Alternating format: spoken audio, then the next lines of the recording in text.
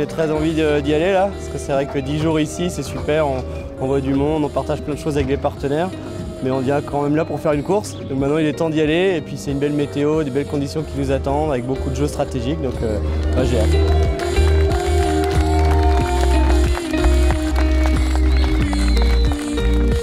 Il y a en toile de fond le Vendée Globe qui plane évidemment dans les prises de décision pour préserver le bateau notamment et pas prendre de risques. Mais là, non, c'est bel et bien la Transat Jacques Vabre que j'ai dans la tête.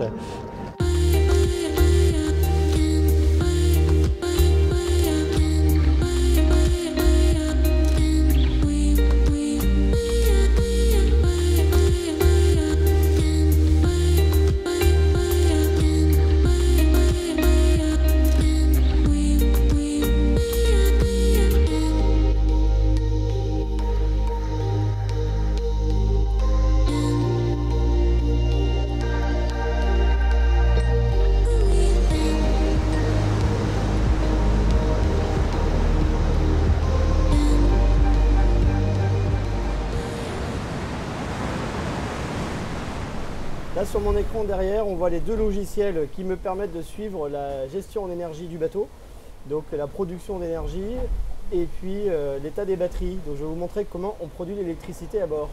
Donc à l'arrière du bateau, là j'ai un petit mâtereau avec une hélice qu'on appelle un hydrogénérateur. Je vais le mettre dans l'eau et en fait l'eau, avec l'avancée du bateau, va faire tourner cette petite hélice et on ira voir le pupitre, ça produira de l'énergie.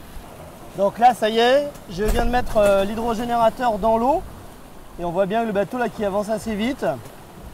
Et là on va aller voir à l'intérieur ce que ça produit. Donc là on voit sur l'écran de commande en bas à droite, on produit 500 watts. Donc avec cette énergie, on peut utiliser le pilote automatique, le désalinisateur pour produire l'eau douce, les éclairages, le radar pour la sécurité. Et on est donc absolument autonome en énergie et sans empreinte carbone sur la production d'énergie. Donc comme quoi c'est possible. On va préparer la table d'opération pour Madame la Dérive afin qu'elle soit efficace en bâbord à mur à partir d'après-demain.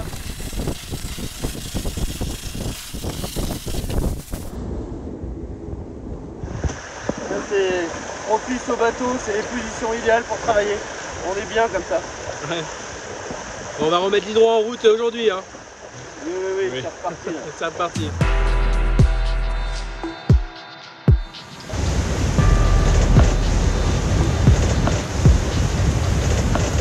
Ah, ça traîne pas, hein. Il n'y a pas trop de mer, donc le bateau fait des très jolis surfs. Voilà, un petit problème de dessal, il se désamorce comme le bateau va trop vite, du coup, franche, c'est la corvée là. Ouais, c'est les Shadocks. On pompe. Et qu'est-ce qu'on fait d'autre? On pompe. Parce que sinon il n'y a pas d'eau.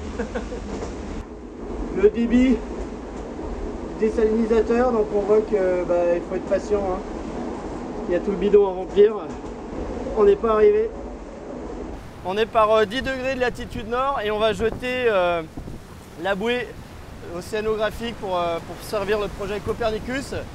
On l'a baptisé Big Blue. Donc moment solennel, on retire le magnète, donc elle rentre en fonctionnement et maintenant on va l'acheter à la mer. Bon vent, bonne nave. Et voilà, elle commence son chemin sans nous. Bye bye la bouée. En pleine traversée du Pont au Noir, c'est une condition légèrement humide, très légèrement humide. Voilà, donc c'est bien, le bateau est rincé. Ce sera seulement à faire l'arrivée, mais en attendant on n'avance pas très vite. Et boum, nous y voilà, hémisphère sud. Bon alors on vient de passer l'équateur, là c'est mon premier équateur. Et ben du coup je pensais que j'allais pas commencer à parler en verlan, que tout allait se retrouver à l'envers, mais en fait tout ça c'est des légendes. C'est que des légendes, tout va bien, on continue, on fonce droit sur Salvador.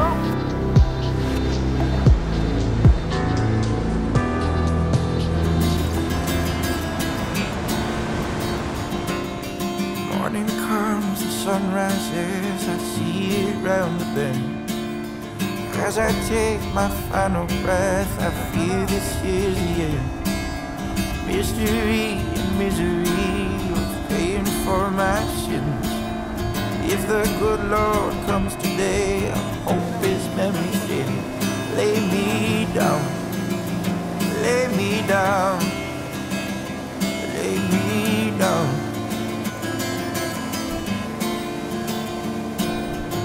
of Christ, the lawman called. They found my guns and ground. I buried those 3 lives ago, lost but never found.